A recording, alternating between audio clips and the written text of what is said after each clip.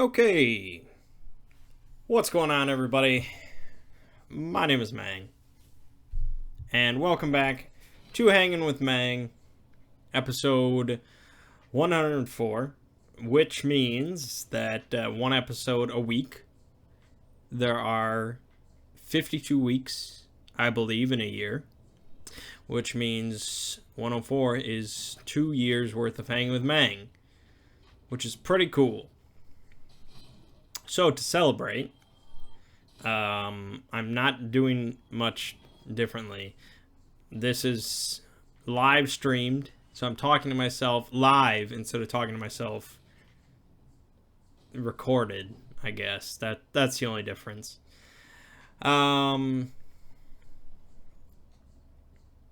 Yeah. Good stuff, I guess. I know I've missed at least 1 week of Hanging with Mangg due to vacation. Probably 2. So I don't know how it worked out. But I know I started Hanging with Mangg in September. And it's now September. So maybe I only missed 1 week. I don't know. Anyways. So, on the channel this week, you may have noticed a couple oddities. First was the kind of abundance of Warcraft adventure videos. That was not my original plan for the week, obviously, but I noticed that the first video of that series was doing better than my average, as in I think it has over 1,000 views right now. And so, yeah, I figured I'd strike while the iron's hot. There are people interested in seeing Warcraft adventure footage, so I don't really have any other hugely pressing matters, so sure, I'll give it to them. So I just cranked out that game, and now that's all finished. And that was an entertaining little Let's Play, I thought. Then I also did the Explorers Wanted contest. I didn't know about that. I don't know how many people actually know about that. I didn't know about it till Ren linked it in our Skype channel. But BioWare was basically, I guess, doing this contest to look for voice actors, presumably for Andromeda, although they didn't exactly specify that on the contest page. It just said recruiting voice actors for an upcoming Mass Effect game. I assume it's Andromeda because they mentioned the word Andromeda. And I figured, what the hell, it's like 2 minutes worth of effort. I'm not going to do multiple takes and pick out the best one. I'll just record it once and whatever, send it in. And so they had 2 different scripts available. One was for basically a documentary maker, which was more upbeat, and then the other was like a mercenary, which is, I guess, traditional kind of gruff kind of guy. And I wasn't sure if they wanted people to read both scripts, or if they wanted you to just pick one that more suits your natural voice, because they said use your natural voice. You don't need accents or anything like that. We wanted just your normal speaking voice. And so I thought, well, it's kind of impossible for any one person to do both those different voices using their own natural voice. That doesn't make any sense. They said you can be dramatic if you want, but I don't know what exactly that means. So I kind of lowered my voice a little bit for the first script was pretty much my normal voice, but then the second one I lowered it a little bit to a thug is always a thug. I did something like that, which isn't my natural speaking voice, obviously, but I wanted to do something a little bit differently. But then when I thought about it afterwards, I was like, I could have done, if I'm going to go that route and change it a little bit, I could have just done a much better job. And it made it a lot grittier. I could have done a thug is always a thug, take some cues from Adam Jensen or something like that. I don't know. But it doesn't really matter. I threw it in there, and I doubt I'll ever hear back. But, you know, you never know. I never knew the Exploring series would be anything in there. Look at that.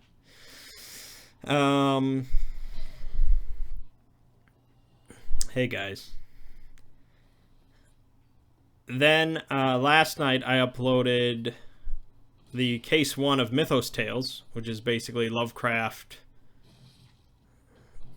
H.P. Lovecraft consulting detective, pretty much. I kickstarted that a while back. I'd kind of forgotten about it, so it was a pleasant surprise to see on my porch. And, yeah, there'll be some more of that. I think that'll be pretty entertaining for the most part. On Monday, I put up the Gandalf video on the other channel, and the Middle-earth series is not doing... It's not performing as well as the Cthulhu Mythos. Because I think most of the fan base right now for that series is based around the Cthulhu Mythos, so I kind of just threw a curveball. A monkey in the wrench or whatever. Damn. And, so we'll see how the kind of, the offshoot ones perform, the Jack the Ripper and the Halloween one. I'm curious about that, to see if those perform decently or not. To see if this series has any sort of legs to it. I don't think the Middle-earth one will go as long as some people think. There's a lot to Tolkien's Legendarium. Like, absolutely, there's a shit ton. And so I'm going to have to draw the line at some point rather than just make videos about like every character. Like I just every single named character. Like I can't. I'm not making Exploring Middle-earth build a pony or some shit like I can't. I don't think people want to see it. I'm sure some people would see it, but I gotta draw the line at some point. So that's kind of the executive decision I have to make, is where I put an end to it and move on to something fresh and new and different. So at some point, I'm sure I'll disappoint more people by saying Lord of the Rings or Middle-earth is done, and we're moving on to Star Wars or Marvel or Song of Ice and Fire or whatever. Damn it. We shall see.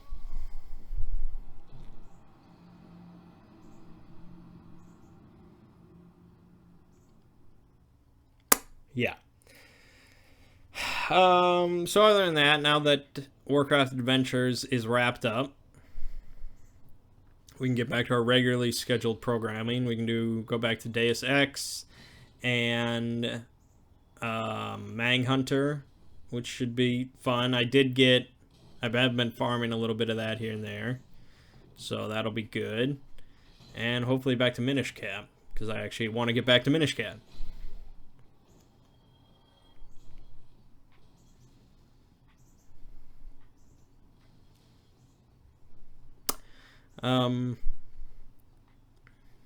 Moving on, I guess. On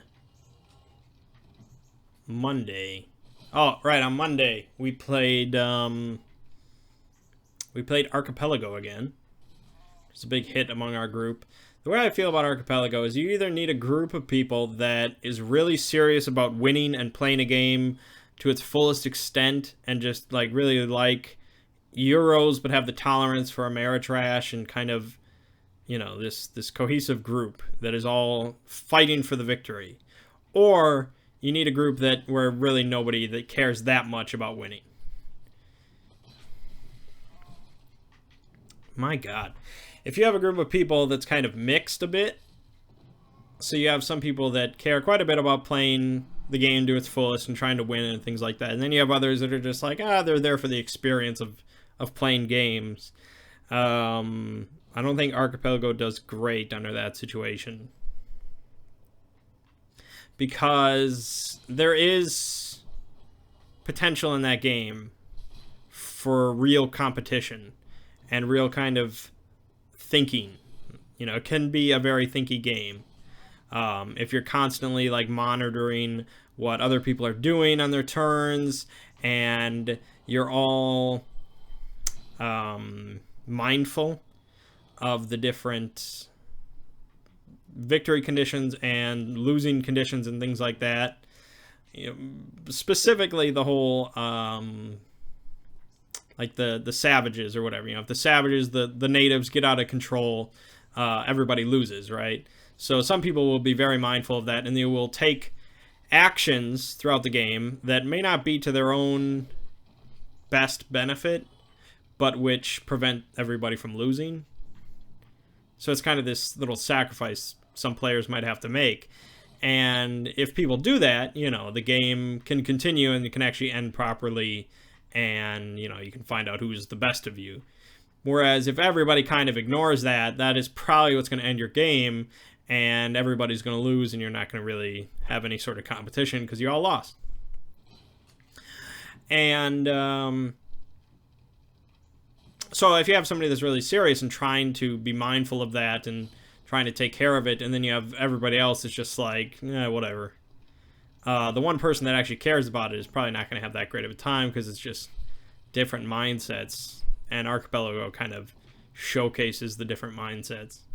But if you have everybody that's just there for the experience of the game, and nobody really cares too much about if they all lose, I think it's a fun experience. So I'm, of course, in the latter mindset. I don't really care if I win or we all lose or whatever. It's just, let's play a game and just kind of experience it.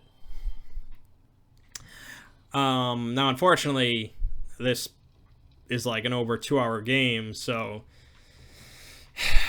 it's very possible to be playing with people that, when they sit down for a 2 or 3 hour game and everybody loses, that could piss somebody off. So I can see why Archipelago isn't like top ranked among board games and very often talked about or anything like that, because it can be kind of a mixed bag. I like it, but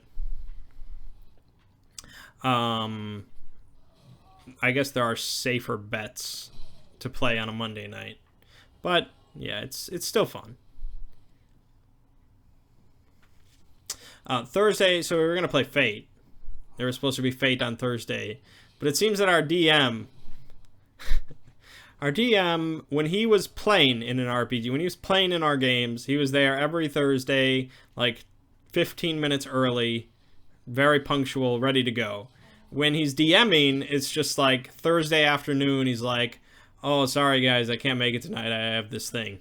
And he's like, and I called him out on that, and he's like, well, I actually have this thing tonight, I'm sorry. And it's like, well, okay. I'm just pointing out this discrepancy.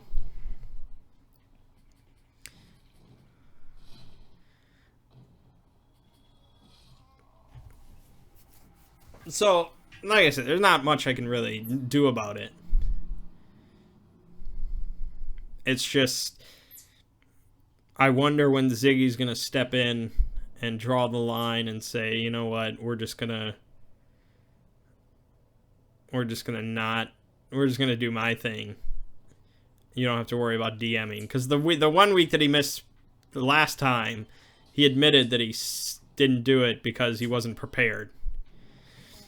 And that's kind of what I said, is like, he's really not good at improvising. And I feel like in RPGs nowadays, it's a growing trend, is the need for improvisation. If you're not good at improvising, you're going to have a rough time of DMing. I think RPGs have always required a level of improvisation from DMs and players. But this growing trend in RPGs of kind of, fiction first and narrative style games that rely less on rulings and more on narration, I think you have to be a bit quick on your feet to keep the flow of the game up at the very least. And that's not what he's really great at, so... I mean, I respect anybody that ever steps up to DM. Because I certainly don't like doing it that much. And, you know, he's very eager to do so, but that doesn't always mean it's going to be a great experience. I like the game. I like Fate. And I'd like to play more, but, you know, it's not without its problems. On Wednesday, I believe, on Wednesday we played Dungeons and Dragons, part of Mert's campaign, and Mert's problem is mainly, well, he's got two main problems. His one main problem is, as a DM, or I guess GM is the better term, as a GM, it's very important to understand the best times to zoom in and zoom out of action.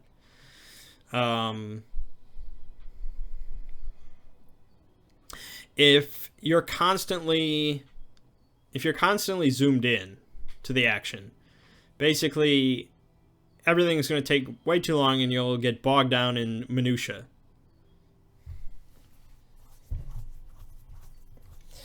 And, you know, of course, every GM understands this to a basic extent, I think, where you're not going to be constantly zoomed in every step of the way, you know. And even Mert understands that to a point. You know, if you're walking down a road, if you're walking down a path to get to another town, generally you don't sit there and go through every step of the path and be like, you know, okay, well... It's nonsensical. Almost every GM understands that. But then when you get into areas of interaction, such as villages or towns or dungeons or forests or whatever, you know, anything where interaction is possible, I think some GMs lose sight of that kind of zooming out aspect. And most notably, it's very rare that I've seen, in my experience, other GMs to really push a time skip of any sort of major level.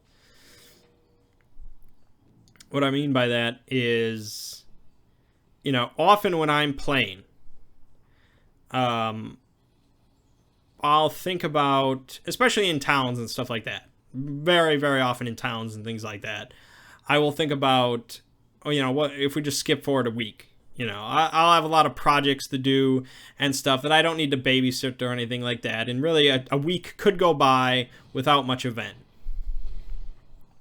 And DMs rarely ever are like, you know, everybody's kind of doing this thing and, you know, they're doing their own stuff. And I think a week could pass without much problem. That rarely happens. And even when I'm DMing like Call of Cthulhu, you know, very, very rarely will players ever bring up any sort of time skip. And even though I think about, as the DM, I'm like, you know, it would be... Jesus. It would be quicker and less painful if we just skip forward a week or 2 weeks or something like that. Like, I feel like a lot of people just don't feel like that concept is kind of alien to them. You know, you're here, you're playing a game. Like we want to see everything that happens. We don't want to skip over anything. But, you know, invariably you're going to skip over something. It's generally not that exciting. Like I said, when you're walking down the road, you're skipping over the stuff that isn't interesting. You're just walking down a road. And I think time skips can be, you know, basically the same thing, just expanded out a little bit more. You know, when somebody gets injured in Call of Cthulhu, it can take 2-3 weeks for them to recover because it's fairly realistic.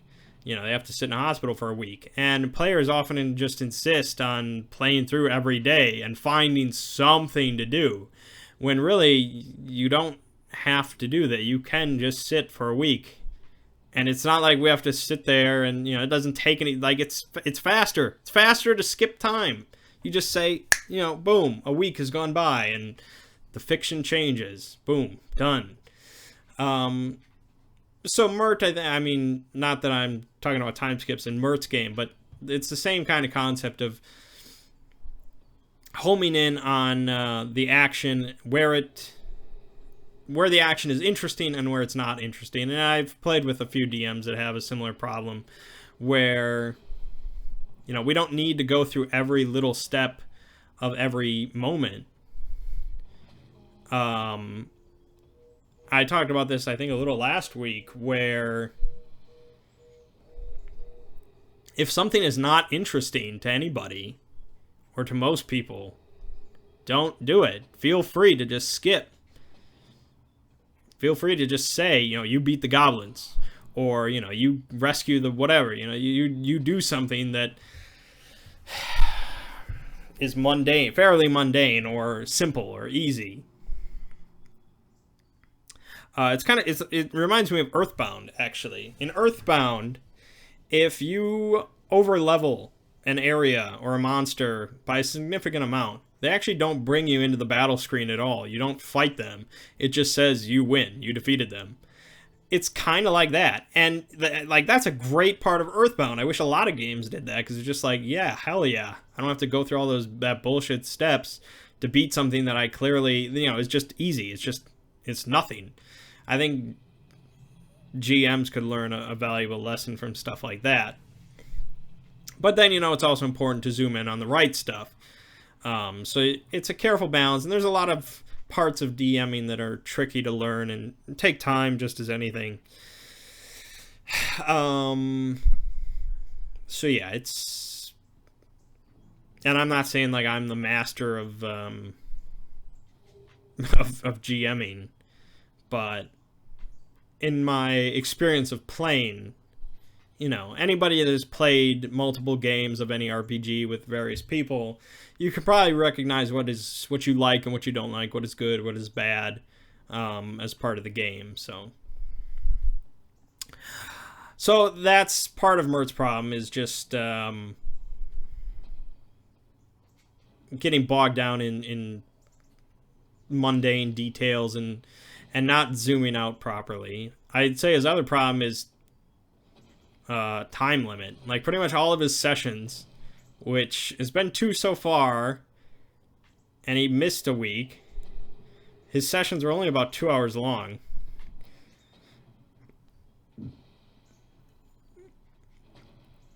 And it's tough to keep people invested in games when you do that. So I don't know how long this game is going to last. He obviously has big expectations for it. But who knows?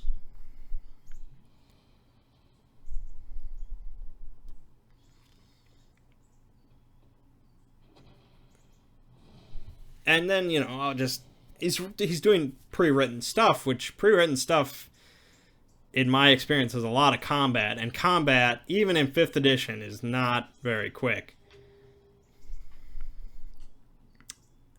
So, yeah. We do 2 hours of a game. It's pretty much just a couple combats, and then it's like, all right, that's it. So, I don't know. The other thing that we're apparently attempting is this RPG called Blades in the Dark. And this is a fairly new RPG on the scene. I don't think it's actually even fully released yet. It's just kind of a Kickstarter thing that's being incrementally put out throughout the whole process.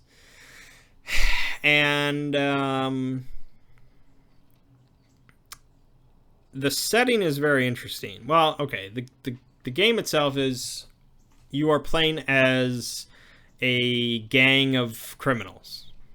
Okay, so it's kind of like Shadowrun, but even more blatant. That you're like a gang. You are a gang, and you start out, of course, generally with just your group of players. So you're like a gang of 4 or 5 or so, And then as time goes on, you're going to be adding people to your gang and so on and so forth, and you eventually might get to like 80 people in your gang.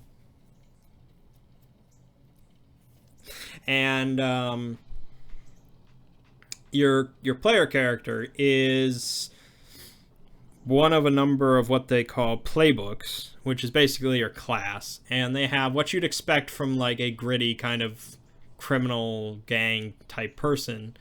They have like a thug, basically, the tough kind of muscle character. They have the spider, which is kind of the mastermind, the smart one of the gang.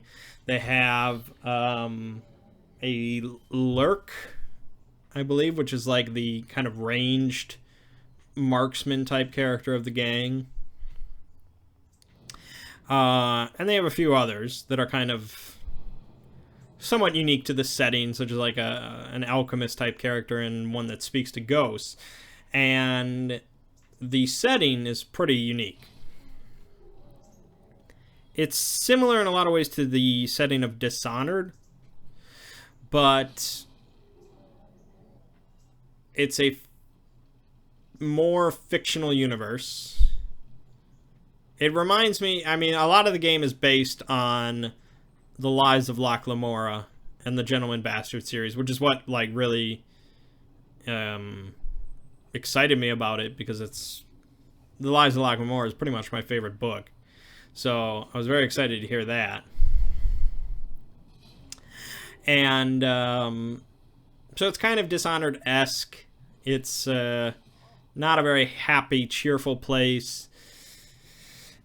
And there's kind of a whaling industry, I believe. There's some sort of stuff like that. And it's a gritty place. But more importantly, when people die, and people definitely die a bunch, if their bodies are not kind of disposed of properly within 3 days, their ghost, their spirit, will kind of go out of their body and start roaming the land as kind of a rogue spirit, as a ghost. And that can cause some trouble. And so they have some sort of ectoplasm, I guess, that is used to properly dispose of bodies. I guess it like melts them down or something like that, and it destroys the spirit so that they don't wander around. And so there's a big kind of trade involved with that, with this industry of properly disposing of bodies. There's no ghosts. And there's also criminal enterprises that will make sure that a body doesn't get properly disposed of, and the ghosts and spirits kind of have their own essences or materials associated with them that are valuable for certain kind of occult practices. So there's money to be made in the spirit trade, so that's pretty interesting. And there's also vampires, and there are these things called hulls, I believe, which is basically like a spirit that inhabits a mechanical framework. So it's basically like a golem or something like that. And then there's also the kind of religious aspect to it, because there are demons. So they're actual like demons. People, you can summon a demon. It will destroy you, but you can summon a demon. And there are these forgotten gods, which it gets pretty Lovecraft. It's pretty Lovecraftian, so that's cool. So kind of Dishonored meets Lovecraft with gangs. So it entices me quite a bit, I'll say that. And so your group of players, they each make their own kind of character with, whether you're a lurk or a cutter or a breaker or a spider or a whisper, whatever. You all have your own type of thing. And then you make your own gang, and you come up with a gang name and what your gang specializes in, whether they're assassins or thieves or shadows or They deal with kind of the spirit trade or what have you. There's a bunch of different stuff you can kind of operate in. And you can do stuff outside your specialty, but it's a little tougher. And then you get to the actual mechanics of the game, which are even kind of crazier. It's more narrative based, I guess, than something like D&D. It all is based around scores. So it's all based around doing jobs. Like, pretty much no matter what you're doing, you're doing some sort of score. You're doing some sort of job. Whether you're being hired by somebody or it's kind of your own initiative, you're doing stuff.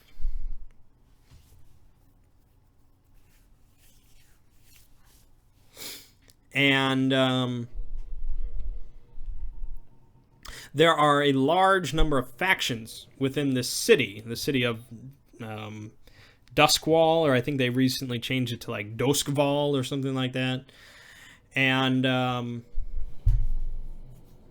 so pretty much no matter what you do as part of a job, generally you're gonna do something that pisses off somebody else and maybe helps somebody else. So you can't really do much without influencing the kind of delicate situation of factions within the city. And there's a bunch of criminal factions that are obviously going to be kind of either allies or opposed to you. And then there are sort of governmental factions that are generally going to be opposed to you, although you might have allies within them, such as the Blue Coats, which is kind of the police, and other stuff like that. And so keeping all these things in check and worrying about where you're doing jobs, who you're going to piss off, who's going to be on your side, who you can trust for assistance and call for help, or blah, blah, blah, all these different kinds of things. It's really cool. And another major theme of the whole thing is how kind of gritty it is. It's very easy, from what I understand, to die. Like, if you are not the muscle-bound breaker of people and you try to break people, like, you're probably going to get your shit pushed in. And so that's kind of that's I really like that whole concept of really gritty RPG, where you do kind of have to be cautious and be careful. And, if you're not a combat type, you need to worry about avoiding combat. It's not like D&D where it's just like, well, I'm a combat character because you can't make a non-combat character. A lot of characters in Blades in the Dark are not combat characters, so it's cool. And so there's a number of different skills, social skills, physical skills, mental skills, things like that. And the way it works is when you do a job, when you do a score, you basically just say what type of score you want to do. So whether you want to attack something, or you want to steal something, or you want to blackmail somebody, or, whatever. And then the DM comes up with something, some sort of situation that you're in, and you roll this, I forgot what it's called, an engagement roll, I think it's called, to determine how well you are engaging this score. And so complications can, and of course likely are, to arise. And then you're pretty much there. And while you're doing the job, you can make what's called a flashback roll, which basically means that you just say, okay, I want to make this a flashback roll. And you roll to see if you had something prepared for this situation that suddenly arose or you didn't think about before, or something like that. So they wanted to avoid you sitting there for a couple hours every session and really planning out a job, which is, of course, what I love, because I like plans. And they say, a plan, there's always going to be something wrong with a plan. Something is always going to crop up, which, of course, is true because you're playing an RPG. And so they wanted to avoid that whole problem of you just sitting there and thinking about stuff for a while. So they said, okay, you're there, you're on the job, things are happening, but it doesn't make sense you're just winging it every time, unless you want to. So to kind of only plan for things when they happen, which is kind of odd, you do what's basically a flashback roll. And so you explain, what you did to plan for this, even though it's odd because you didn't know about this before, but your characters, I guess, knew about this before, even though they just came up.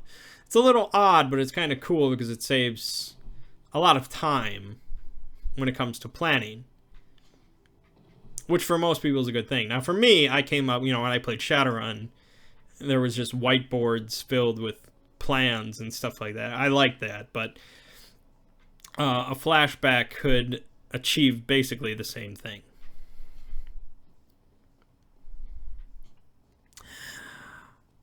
So yeah,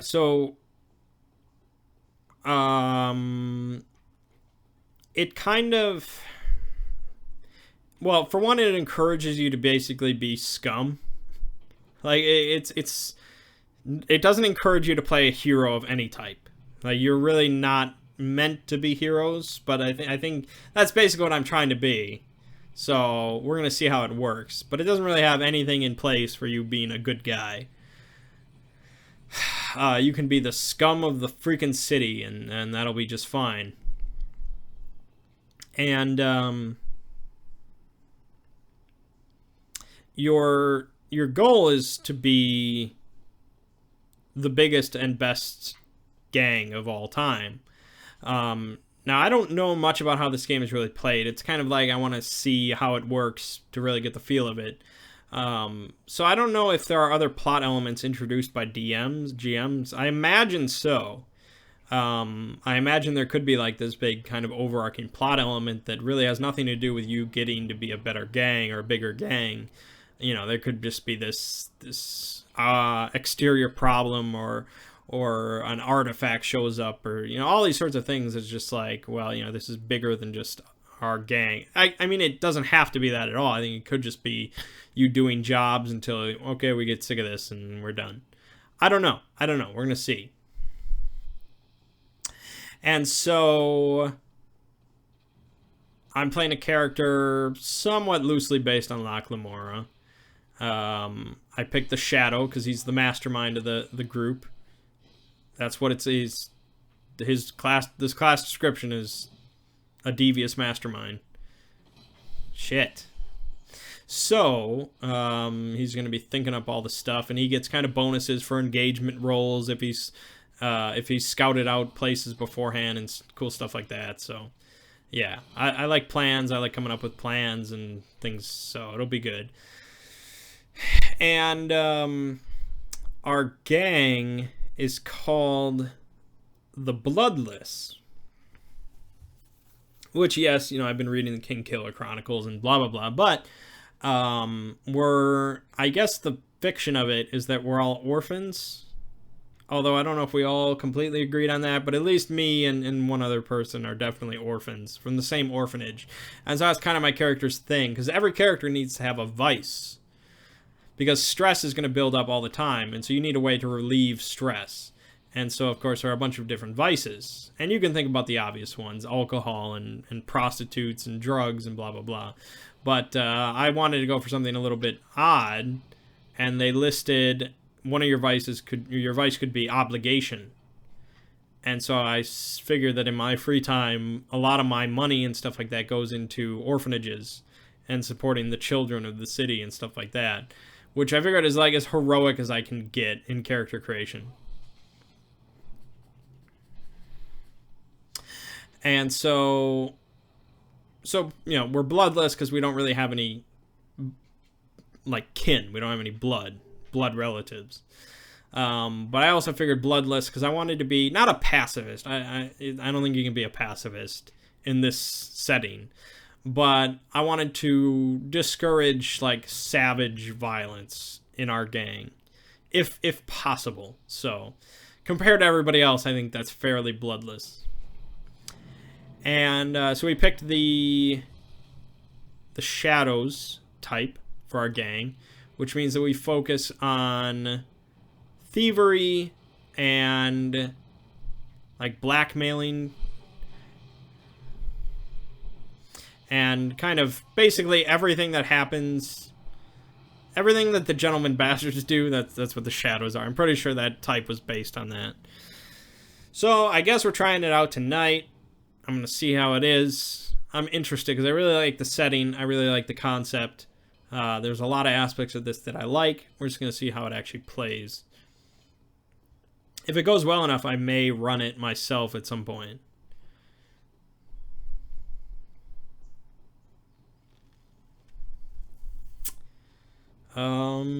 Yeah.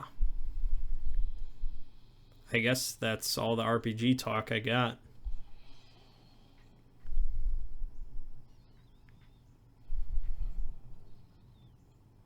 Going to see Blair Witch on Tuesday. Very excited about that. I recently rewatched Blair Witch Project, so I'm all ready to go.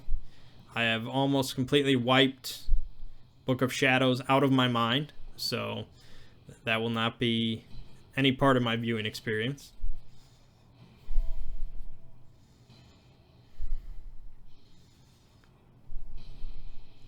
It's getting middling reviews, which is fine for a horror movie. Bloody Disgusting said it was like, for better or for worse, this is like the... I don't remember the exact phrasing, but it was like, this is the huge change or something that horror fans have been waiting for. So that's interesting. I mean, they said like the climax of the film is just absolutely insane. So I'm glad I could just rope a few people into going to see it with me. We are approaching horror season, so it's good to get it going.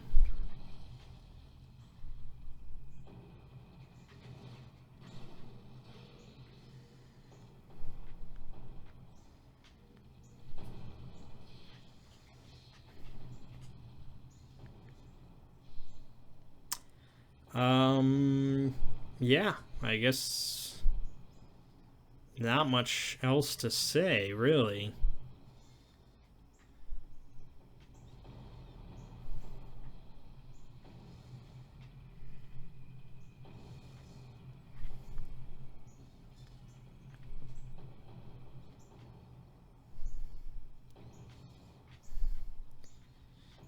Got a question, bro? Better ask it. Now's the time. Now or never.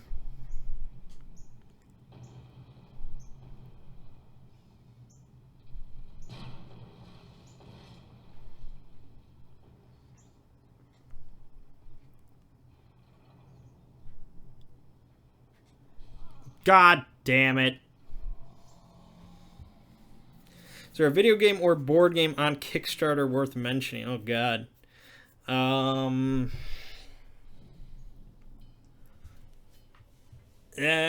have a lot of board game Kickstarters that are finished that I am a part of.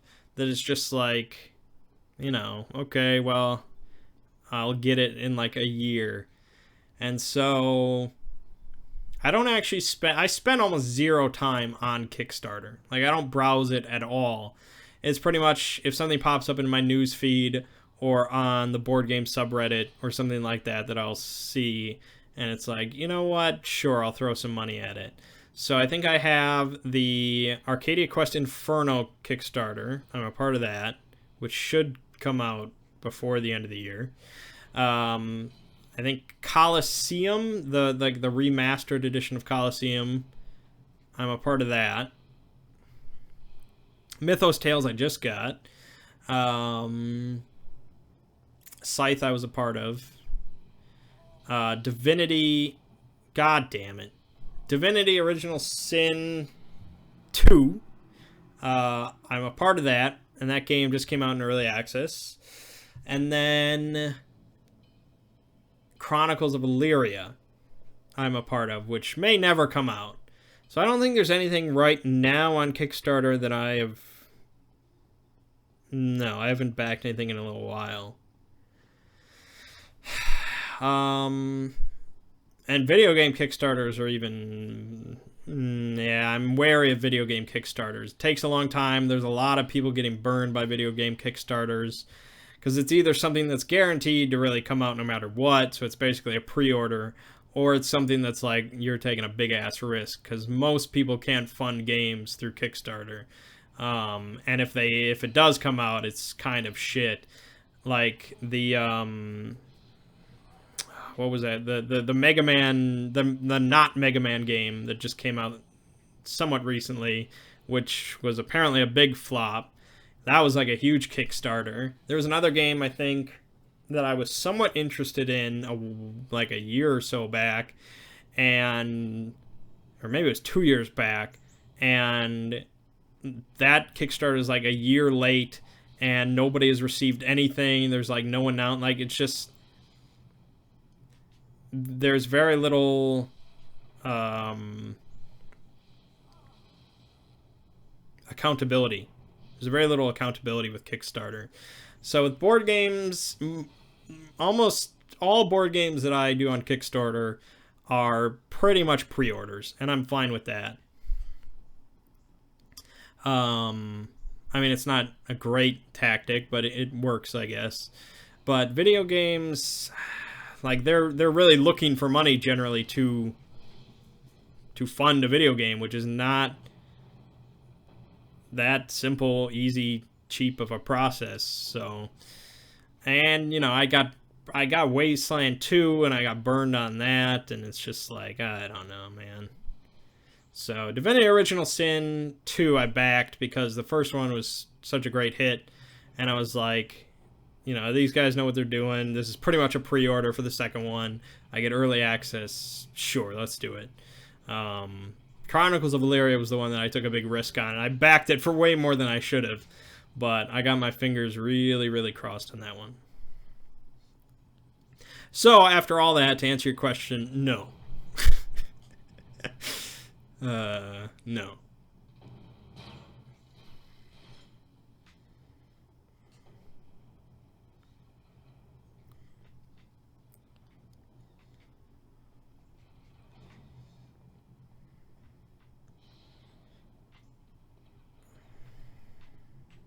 Like, I'm not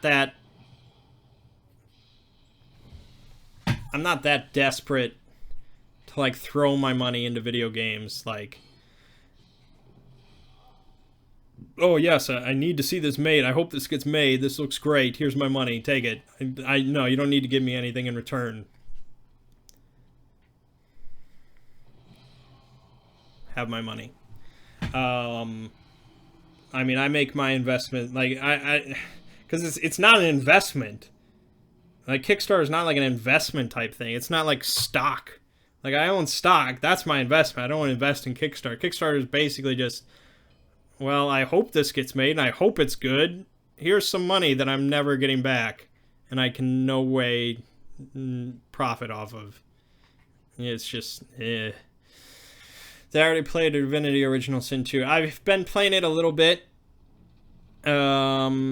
I thought about just showing that off today, but I didn't want to do that. I mean, I guess it's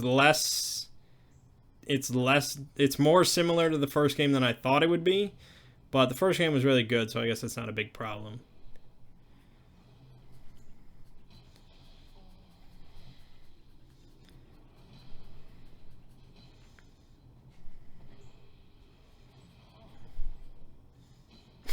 Never getting through Sen's Fortress. Yeah, so I guess that's about it.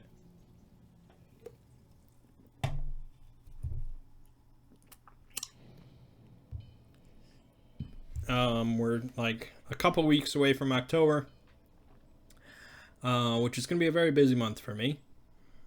That's when my work really picks up, and I'm doing 4 exploring videos, and we're doing some horror streams, and we're doing Mangg's movie, and who knows what else. So October is going to be pretty nuts. I should probably start planning for it now, but yeah.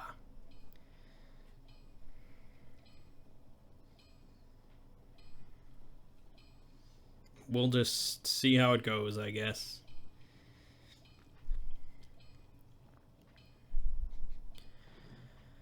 All right. Well, that was the the 2-year anniversary celebration. We didn't celebrate much, but we like to keep things low-key around here. Thanks to everyone that showed up for the live stream. And, next Sunday we'll just be back to normal. Gotta get back to the grindstone with Hanging with Mangg. Start on year 3. But alright. My name is Mangg. This has been Hanging with Mangg. And I'll see you fine folks next week.